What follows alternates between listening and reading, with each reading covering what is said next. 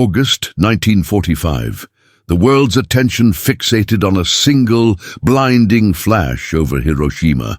The atomic bomb, the culmination of science, secrecy, and immense human effort, seemed to define victory in the Pacific. Headlines would later immortalize it as the ultimate weapon, the one that forced a nation to surrender and reshape the course of history. But the truth is far more complex and far more American. The bomb did not win the war alone. Its impact, staggering as it was, arrived only after an even more relentless force had already been reshaping the battlefield.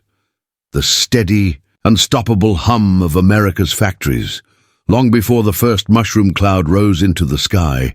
Somewhere in the Midwest and along the coasts, thousands of workers had already set the stage. They were not soldiers on the front lines, nor scientists in secret labs. They were men and women in overalls, their faces streaked with sweat and soot, wielding wrenches and rivets instead of rifles and artillery. From the steel towns of Pennsylvania to the assembly plants of Detroit, the United States had unleashed a force of production so vast, so continuous, that it became a weapon in its own right, one that moved faster than the bullets and shells it produced. By 1942, America's industrial engine had already pivoted from peacetime production to total war. Car factories became tanks, aircraft manufacturers doubled every month, and shipyards swallowed entire riverside blocks to churn out destroyers and carriers. It was a revolution not in strategy, not in technology, but in execution. Every night, every shift, every bolt tightened was a deliberate strike against time itself. The Allies didn't just need weapons, they needed them faster than the Axis could respond. And America's factories delivered day and night in a rhythm that no human army could match. Consider the B-24 Liberator bomber. One plane took months to design, but with the new assembly line for war, a finished bomber rolled out every hour at certain plants. Tanks that once took months to produce were being turned out by the hundreds weekly. Liberty ships, clunky yet reliable, seemed to appear overnight along the docks, each one a floating symbol of relentless production. The psychological impact was enormous. Enemy planners couldn't calculate it. They couldn't bomb it fast enough. For the first time in history, sheer industrial output became a tactical advantage, a weapon that required no ammunition but could decide battles, even entire campaigns. This transformation didn't happen by accident. It was orchestrated with military precision. Engineers reimagined workflows, logistics officers mapped every inch of supply chains, and factory managers enforced a discipline that mirrored the battlefield itself. Workers endured grueling hours, knowing that every piece they assembled might be the difference between life and death, thousands of miles away. They built more than tanks and planes. They built confidence, speed, and the invisible shield of an army that could outproduce any adversary. And yet, despite this, the factories remained largely invisible to the public imagination. While the world obsessed over the bomb, America's true secret weapon was humming quietly in steel and concrete, lighting up assembly lines 24 hours a day. Without these factories, the atomic bomb itself would have been delayed, perhaps never completed on time. Without these lines, every plane, every tank, every ship that carried soldiers and Marines into combat would have been fewer, slower, and less effective. To understand the full magnitude of this hidden weapon, we must step inside the factories that never went dark. January 1941. In towns across the United States, smokestacks stood silent. The hum of machines that once powered America's rise had faded to echoes. The Great Depression had left its mark. Factories shuttered, unemployment lines stretching for blocks, and a generation of skilled workers idle and uncertain. Cities that had once thrived on steel, automobiles, and textiles now whispered stories of hardship. The economy, though showing faint signs of recovery, still bore the scars of years where ambition met nothing but stagnation. Factories, those cathedrals of industry, had become monuments to what once was. Conveyor belts sat still, engines cooled in their mounts, and assembly lines that once churned out cars and consumer goods now waited for work that never came. In Detroit, the heart of American automotive power, the roar of motors had given way to silence. In Pittsburgh, steel furnaces, which once blazed with ceaseless energy, now smoldered weakly, their glow a reminder of past glory rather than current might. Few could imagine that these quiet halls would soon transform into the epicenters of the greatest industrial surge the world had ever seen. Yet even in this quiet, the seeds of change were being sown. Engineers and planners quietly studied production methods, tinkering with ideas that would soon become revolutionary. Factories were reimagined not just as workplaces, but as strategic assets, capable of producing not only goods, but the instruments of war. The government began to recognize the latent power of industry, slowly building programs to prepare for a future that, at the time, seemed distant. But to most Americans, these preparations felt abstract, disconnected from the reality of unemployment and economic uncertainty. Across the nation, ordinary citizens carried on their routines, unaware that the machinery of war was quietly forming beneath their feet. Young men and women in vocational schools learned welding, assembly, and mechanics, not knowing that these skills would soon be pressed into urgent service. Inventors and industrialists drafted plans for modular assembly lines, anticipating a scale of production that even their own imaginations struggled to grasp. The potential was there, waiting like a coiled spring beneath the still surface of pre-war America, and then the impossible happened. December 7, 1941, Pearl Harbor, a Sunday morning that changed everything. The attack was swift, brutal, and shocking, a vivid reminder that the world beyond American borders had not paused during the Depression. Within hours, the nation's trajectory shifted, and every idle machine, every dormant assembly line, every quiet factory was suddenly charged with a new, urgent purpose. The nation that had been cautious, hesitant, and recovering from economic collapse found itself at the threshold of total mobilization. Plans that had seemed abstract became immediate imperatives. Engineers, factory workers, and military planners moved with a single-minded intensity, realizing that time was no longer a luxury. The quiet factories of America would soon roar, producing at a pace that the world had never seen. Then came Pearl Harbor, and the switch was flipped overnight, January 1942. Across the United States, the ordinary rhythm of life was replaced by something extraordinary. The nation had been jolted awake, and every idle factory, every quiet workshop, every steel mill and auto plant was pressed into the service of total war. The transformation was unprecedented. Within months, America had converted from a peacetime economy into a war machine of astonishing scale.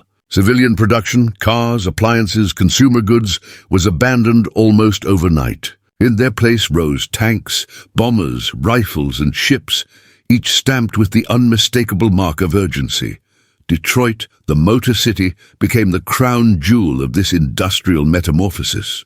Automotive assembly lines, once devoted to the hum of engines and the shine of chrome, were retooled to produce B-24 bombers and M4 Sherman tanks. Floors, once marked by paint and polish, now bore the heavy footprints of military steel.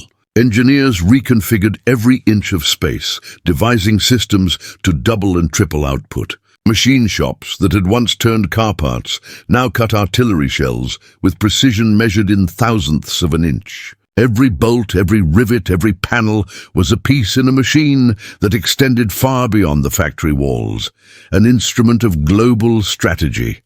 Steel mills roared to life like never before. Pittsburgh, Cleveland, and the industrial heartland saw furnaces burn day and night, melting tons of iron into the backbone of armored divisions and naval fleets. Liberty ships, simple, functional, mass-produced cargo vessels, slipped into the rivers by the hundreds, each one a lifeline across the Atlantic, carrying men, ammunition, and hope. The United States, once a country still climbing out of economic despair, now produced more than any single nation in the world, its industrial output becoming as critical to victory as soldiers on the front lines. Government contracts poured in, large and urgent.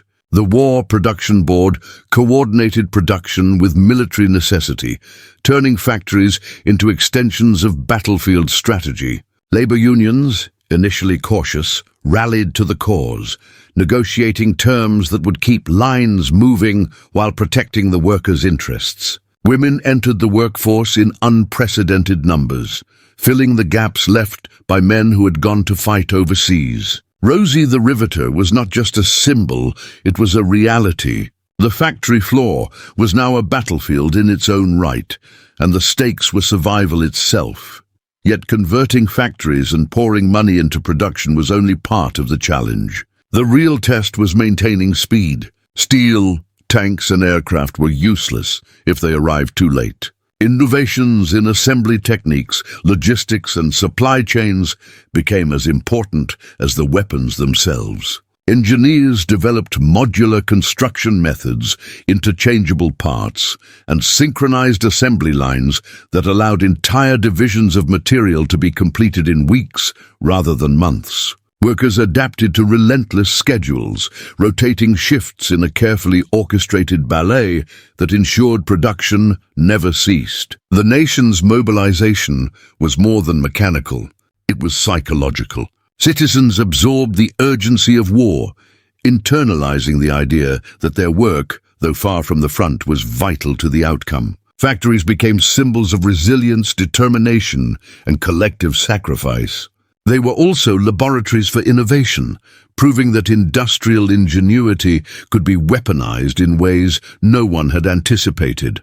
America had become a nation in motion, a living machine converting raw materials into decisive power. But even as tanks rolled off the lines and Liberty ships launched into rivers, a new challenge loomed on the horizon. Production, no matter how vast, was meaningless if it could not reach the battlefield in time to make a difference. But production alone wasn't enough. The key was speed. March 1943. In cities across America, the night no longer belonged to darkness. Detroit's skyline glowed with the glare of furnaces and factory lights that never went out. Pittsburgh's steel mills belched smoke into the sky 24 hours a day, and in Seattle, shipyards hummed with ceaseless activity. The war had transformed the concept of time itself. Shifts were measured not in hours, but in the relentless pulse of output, a heartbeat that refused to stop. Inside the factories, the pace was relentless. Workers rotated in shifts that cycled day and night, week after week. Skilled machinists, welders and assemblers moved with precision born of necessity. Every bolt tightened, every panel fitted, every engine tested was a deliberate strike against delay. There was no room for error. Even minor mistakes could ripple across production, threatening timelines measured in the lives of soldiers overseas. Lunch breaks were short, rest periods measured, yet morale was fortified by a profound sense of purpose. They were building more than machines. They were constructing the backbone of victory. The US had perfected mass production decades earlier, but never under such intensity. Automotive assembly lines were adapted to military hardware with staggering efficiency. Each B-24 bomber, M4 Sherman tank and artillery shell moved through a choreography of assembly, inspection, and transport that seemed almost seamless. Engineers devised ways to overlap processes, allowing multiple stages to occur simultaneously. Components were prefabricated and brought together like puzzle pieces, reducing downtime to a fraction of what had once been possible. Women and older workers joined in droves, filling positions once thought impossible. Their contribution was vital, their determination unwavering. Rosie's welded fuselage sections with the same precision and pride that male counterparts brought to tanks and trucks. Teenage boys labored as runners and assistants, learning skills that would serve both the factories and the front. Even those who had once been sidelined by the Depression now found themselves essential cogs in a machine that demanded both speed and accuracy. The scale of output was staggering. Liberty ships, once a laborious project of months, were now launched in weeks. Aircraft that had required months of assembly rolled off lines daily, ready for combat. Tanks, artillery and trucks streamed into ports for transport overseas, leaving nothing idle on the factory floor. The US was no longer just a producer, it was a force multiplier. A nation whose industrial might could overwhelm any adversary simply through speed and consistency. Every night, as cities glowed with unceasing light, Americans witnessed a new kind of warfare, one where victory was forged not only on battlefields but in the rhythm of assembly lines. Innovation, discipline, and sheer human determination converged to create machines faster than the world had ever seen. It was a kind of power that few understood. Yet its effects would soon be impossible to ignore, and the products that rolled off these lines shocked the world. April 1943. Along the rivers and bays of the United States, a new kind of rhythm had taken hold.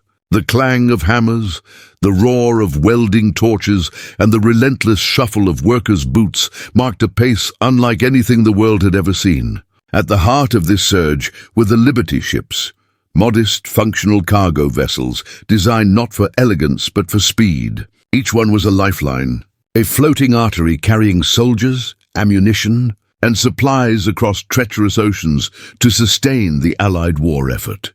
Before the war, building a ship of this size would have taken months. Now, with America's industrial ingenuity, the process was reduced to weeks, and in remarkable cases, mere days.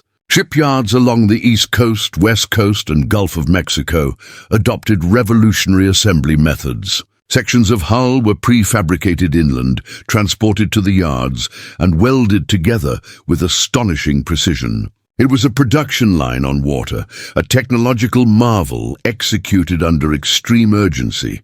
The first Liberty ship, the SS Patrick Henry, was launched in 1941, and it quickly became a symbol of American industrial resolve. Each subsequent vessel carried a dual significance, practical and psychological. The sight of these ships steaming toward Europe and the Pacific demonstrated that the US could not be outpaced. German U-boats prowled the Atlantic, their wolf packs seeking to choke supply lines. Yet no matter how many ships sank, more arrived to take their place. By the peak of production, yards were launching ships at an average rate of 1 every 24 hours. The sheer volume overwhelmed the enemy's calculations. Workers labored in shifts around the clock, braving the dangers of heavy steel, molten metal, and treacherous waters. Women welded and riveted alongside men. Teenagers assisted in assembly, and experienced shipbuilders coordinated the delicate ballet of construction. Every task was synchronized. Delays were unacceptable. The US had turned the industrial process into a weapon of war, one that the enemy could not anticipate, let alone counter. The Liberty ships were not perfect vessels. They were slow and prone to cracking, but their purpose was never finesse. They were the embodiment of a simple principle: outproduce the enemy and maintain relentless momentum. For every U-boat sunk, several more Liberty ships were already on the way. The psychological effect on both sides of the Atlantic was profound. Allies were reassured, enemies frustrated. The Atlantic, once a deadly gauntlet, became a highway of American steel, carrying the lifeblood of a global war effort. Innovation extended beyond hulls and rivets. Shipyards implemented cranes, assembly jigs, and transport systems that reduced bottlenecks. Prefabrication allowed parallel work streams, while welding replaced time-consuming riveting in many areas. Entire fleets could be produced in a fraction of the time previously thought possible. In effect, the Liberty ship program became a template for all wartime production, standardization, speed, and unyielding coordination.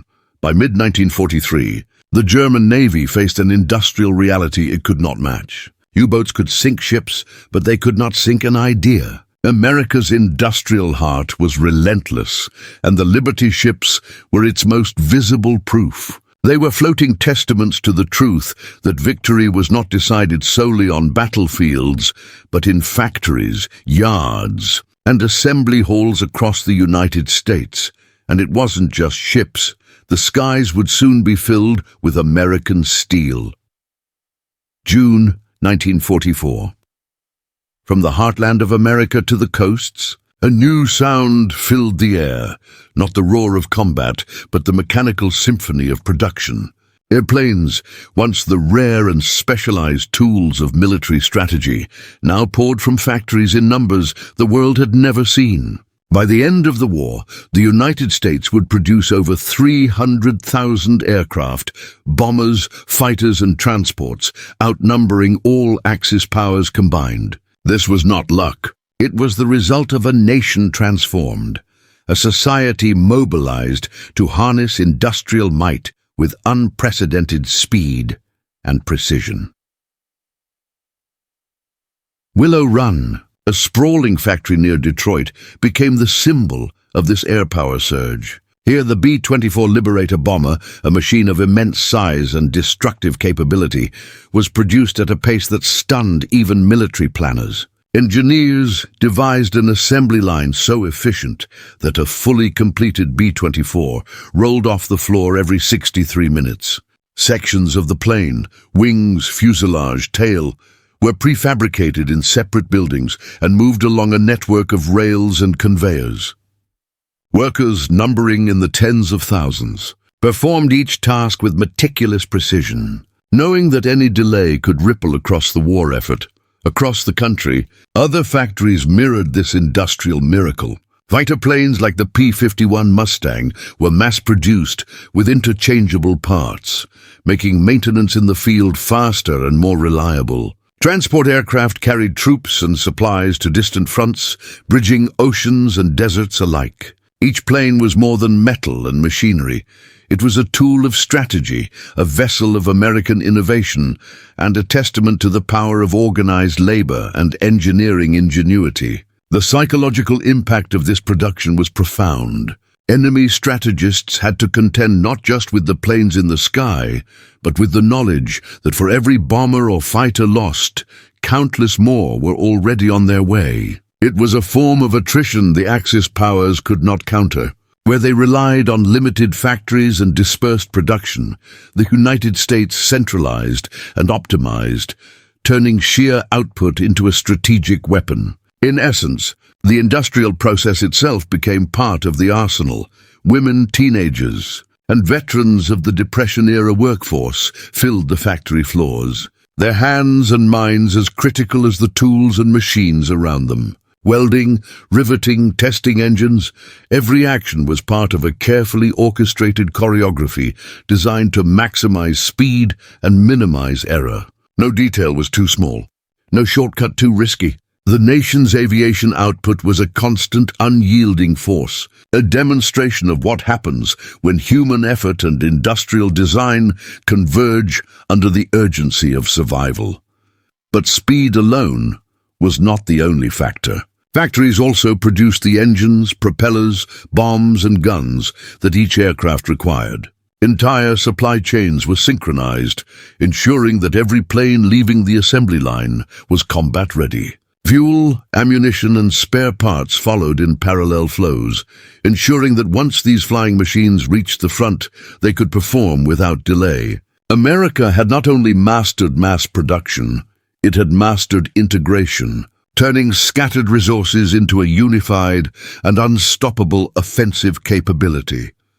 By mid-1944, the skies over Europe and the Pacific were increasingly filled with American steel and determination. The B-24s from Willow Run, P-51s from Inglewood, and countless other aircraft became symbols of industrial dominance, instruments of strategy, and beacons of hope for Allied forces. Each takeoff carried more than bombs or bullets. It carried the weight of an entire nation's ingenuity and sacrifice. But planes needed fuel, parts and guns, and the assembly lines had answers for that too. July 1944. In Detroit, the city once known for gleaming cars and bustling showrooms, a new vision of power had taken hold. The Motor City had transformed into the arsenal of democracy, a moniker that captured both its scale and its purpose. Assembly lines that once produced Cadillacs and Fords now rolled out M4 Sherman tanks, jeeps, and the 2.5-ton deuce-and-a-half trucks that would carry soldiers, supplies, and hope across every battlefield. Here, mobility became as decisive as firepower, and the speed of production was matched only by the ingenuity behind it. The M4 Sherman tank, modest by some European standards, became the workhorse of armored warfare. American engineers perfected its design for reliability and ease of mass production. Tanks moved off assembly lines in near-constant succession, each one a steel promise of power to Allied forces across Europe and the Pacific. Behind every Sherman was a network of suppliers and factories producing engines, tracks, turrets, and ammunition. Nothing was left to chance. Every component had to arrive precisely when needed, or the machine could not leave the yard.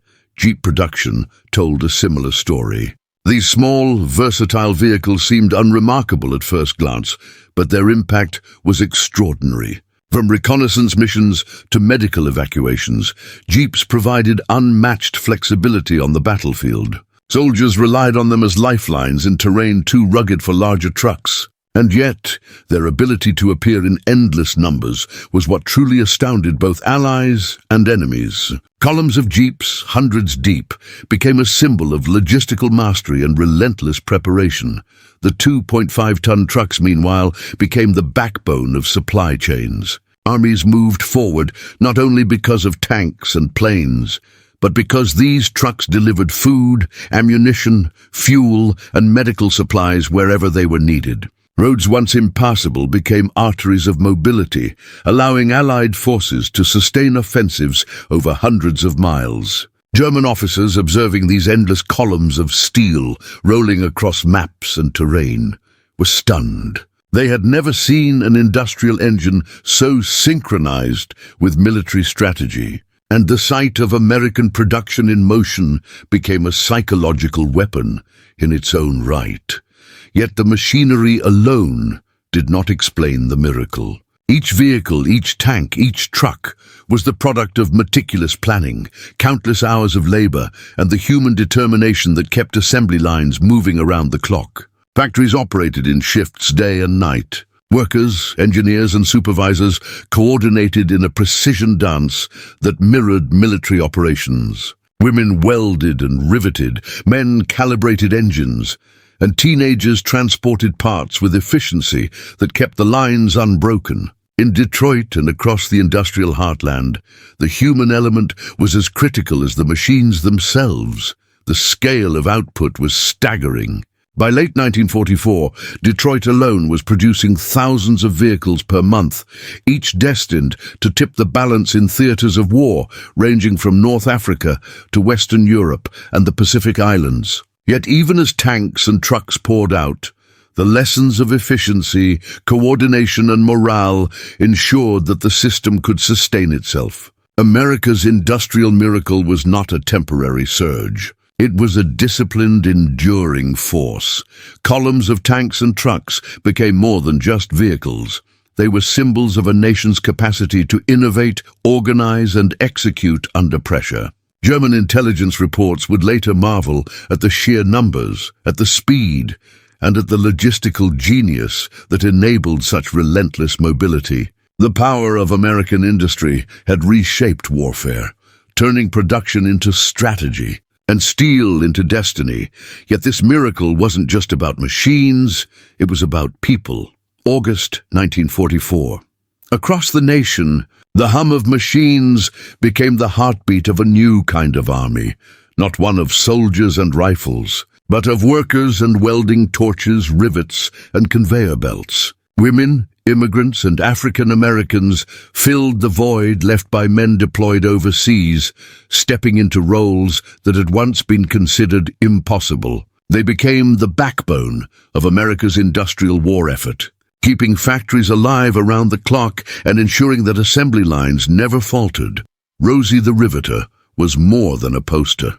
It was the embodiment of a movement. Women welded fuselages, assembled tanks, and tested engines with skill and determination, proving that courage and competence were not confined to battlefields. African Americans, despite enduring segregation and discrimination, found new opportunities in war industries, contributing to shipbuilding, steel production, and aviation. Immigrant workers brought specialized skills honed from years in European factories, adapting quickly to America's unprecedented pace of mass production.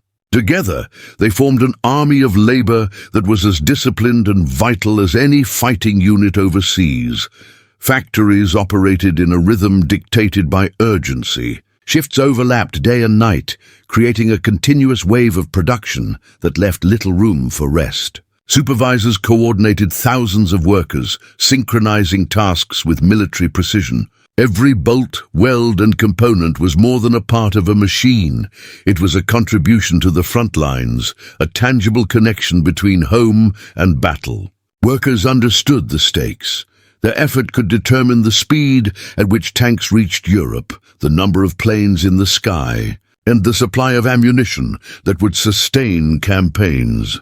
The scale of this human army was staggering. Tens of thousands labored in Detroit, Pittsburgh, Los Angeles, and countless smaller towns. Each worker carried the weight of responsibility, yet found motivation in the collective mission. Pride, patriotism, and a sense of purpose fused with technical skill, transforming ordinary factories into engines of national power. Training programs accelerated learning. Mentorship flourished on assembly lines, and innovations often emerged from the ingenuity of workers solving problems in real time. The social impact was profound. Barriers that had long divided communities were challenged as people united under the urgent needs of wartime production. Women and minorities proved that skill and dedication were not defined by gender or color. The workforce became a microcosm of what America could achieve when necessity demanded unity, resilience, and creativity. It was a living demonstration that the home front could fight as fiercely as any battlefield, and yet their work extended far beyond supplying America's military. The tanks, planes, and ships that rolled off these assembly lines were destined to support allies around the world. Every bolt tightened, every engine tested. Every hull welded contributed to a global effort, making the United States not only the arsenal of its own forces, but a lifeline for nations resisting tyranny. And what they built didn't just supply America, it supplied the world. September 1944. From Washington to the industrial heartland, the evidence was overwhelming. America's factories had become an unstoppable force. The numbers were staggering, almost unimaginable. By this point in the war, the United States was producing more ships than Japan could launch, more aircraft than Germany could assemble, and more trucks than the rest of the world combined. It was not merely a question of quantity, it was a demonstration of organizational genius, innovation, and relentless determination. The Axis powers, despite their military prowess, simply could not keep pace. In the Atlantic, the contrast was clear. Germany's U-boat campaign had initially threatened to choke Allied supply lines, but the relentless production of Liberty ships rendered the threat nearly irrelevant. While U-boats sank vessels, new ships arrived faster than they could be destroyed. American yards launched ships at a rate the Axis could neither anticipate nor counter. Each vessel was a testament to the principle that industrial output could become a weapon as decisive as any battleship or submarine. In the air, the disparity was equally dramatic. American factories, operating around the clock, produced bombers, fighters, and transport aircraft in numbers that dwarfed the Axis powers combined. The B-24, P-51 Mustang, and other aircraft filled the skies over Europe and the Pacific with a consistency and scale that German and Japanese production could not match. While enemy aircraft were limited by resource shortages, dispersed production, and Allied bombing, U.S. planes seemed inexhaustible, reinforcing the strategic advantage of an industrial war machine. On the ground, mobility became the decisive factor. Tanks, jeeps, and 2.5-ton trucks flowed from Detroit and other factories in quantities the Axis could not hope to match.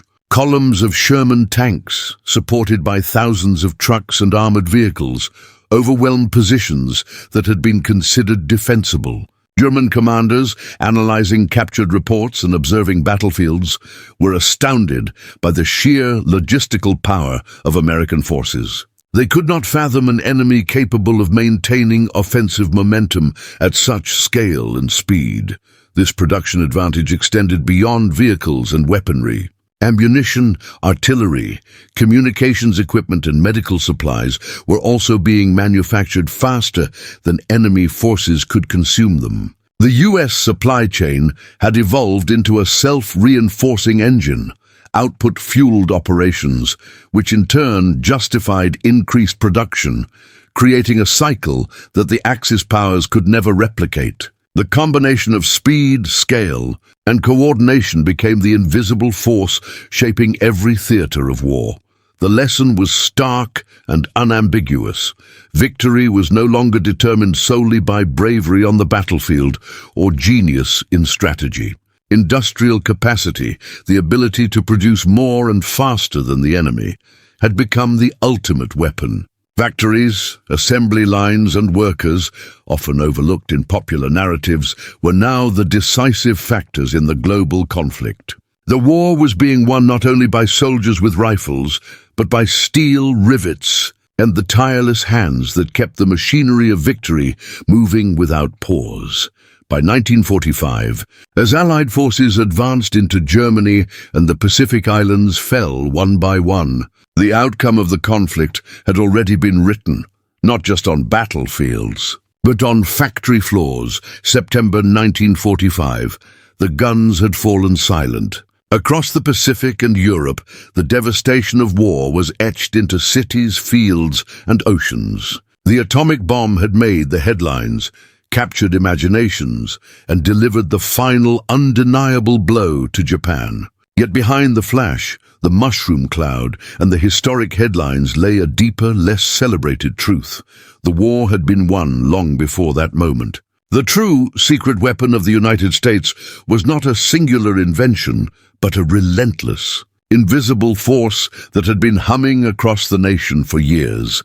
24/7 assembly lines, powered by determination, ingenuity, and human sacrifice. From Detroit to Pittsburgh, from shipyards on the coasts to sprawling aviation factories inland, America had proven that industrial power could be as decisive as tanks, planes, or soldiers.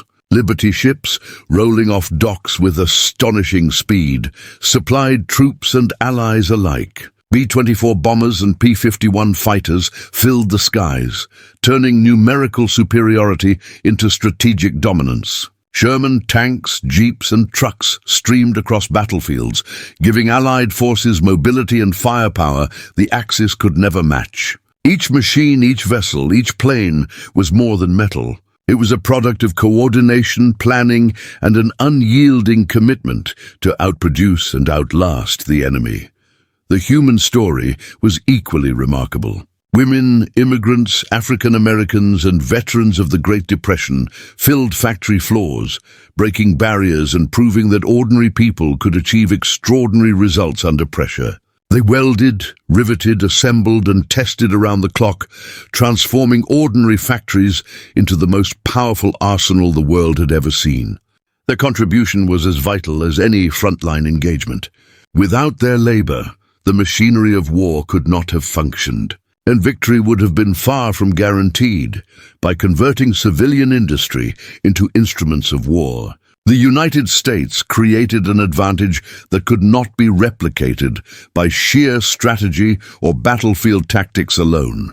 German and Japanese planners, formidable as they were, could never keep pace with the pace, scale, and coordination of American production. U-boats sank ships, bombs destroyed factories, yet for every loss, dozens more machines were ready, waiting, and moving toward the front. The Axis forces found themselves in a race they could not win, a contest of production, efficiency, and endurance. The legacy of these assembly lines extended far beyond the immediate victory. They demonstrated the power of organization, planning, and human ingenuity under pressure. They showed that victory in modern warfare is as much about infrastructure, logistics, and industrial capability as it is about strategy, courage, and tactics. And they laid the foundation for post-war American dominance, establishing the United States as not only a military superpower, but an industrial and economic force unmatched in history. Factories that had once produced cars and consumer goods were now engines of technological innovation, ready to propel the nation into an era of unprecedented growth and global influence. History would remember the atomic bomb, the soldiers on distant beaches, and the pilots in the skies. But those who understand the true mechanics of victory know this. The war was shaped in steel and concrete, in the glow of furnaces, the hum of assembly lines, and the tireless hands of workers who never slept. The bomb ended the war, but it was assembly lines that made victory inevitable. The real weapon of World War II was not forged in secret laboratories or dropped from airplanes. It was built in the hearts of American factories, lit by relentless effort, and sustained by the courage of those who refused to let the machines stop. In the end, history's lesson is clear. Victory belongs not only to those who fight, but to those who create, produce, and persevere when the world is at its darkest.